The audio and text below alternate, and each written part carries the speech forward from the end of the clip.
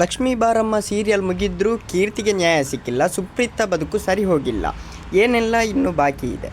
ಎಲ್ಲರಿಗೂ ಪಟು Kannada TV YouTube ಚಾನಲ್ಗೆ ಸ್ವಾಗತ ಸುಸ್ವಾಗತ ಅಂತ ಹೇಳ್ತೇವೆ. ಶುರು ಮಾಡೋಕ್ಕಿಂತ ಮೊದಲು ಯಾರೆಲ್ಲ ನಮ್ಮ ಯೂಟ್ಯೂಬ್ ಚಾನಲ್ ಮೊದಲು ನೋಡ್ತಿದ್ರಿ ಅವರೆಲ್ಲರೂ ಸಬ್ಸ್ಕ್ರೈಬ್ ಮಾಡ್ಕೊಳ್ಳಿ, ಮತ್ತಲ್ಲೇ ಪಕ್ಕದಲ್ಲಿರೋ ಬೆಲ್ಲೈಕನನ್ನು ಪ್ರೆಸ್ ಮಾಡಿ.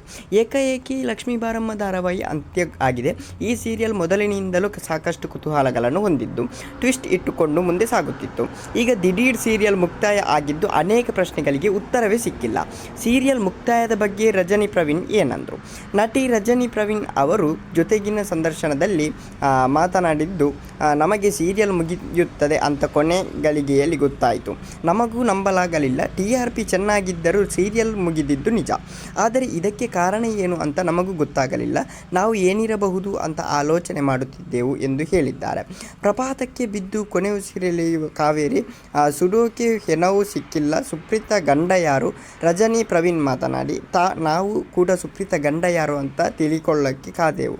ಕಾವೇರಿಗೆ ಏನಾದರೂ ಶಿಕ್ಷೆ ಆದರೆ ಕೃಷ್ಣನಾಥ್ ಒಬ್ಬರೇ ಆಗ್ತಾರೆ, ಆಗ ಕಾರುಣ್ಯ ಫ್ರೀ ಆಗಿದ್ದಾರೆ ಅಂತೆಲ್ಲ ನಾವು ಟೀಮ್ನಲ್ಲಿ ಮಾತನಾಡಿಕೊಳ್ಳುತ್ತಿದ್ದೆವು ಎಂದು ಹೇಳಿದ್ದಾರೆ. ಕೀರ್ತಿಯ ಮುಂದಿನ ಕಥೆಯನ್ನು ತುಂಬ ಪ್ರಶ್ನೆಗಳಿಗೆ ಬಾಕಿ ಉಂಟು ಉತ್ತರ. ಓಕೆ ಗೈಸ್, ಮುಂದಿನ ವಿಡಿಯೋದಲ್ಲಿ ಸಿಗೋಣ. ಅಲ್ಲಿ ಲೈಕ್, ಶೇರ್, ಸಬ್ಸ್ಕ್ರೈಬ್ ಮಾಡಿ ಅಂತ ಹೇಳ್ತಾ ಲವ್ ಯು ಸೋ ಮಚ್.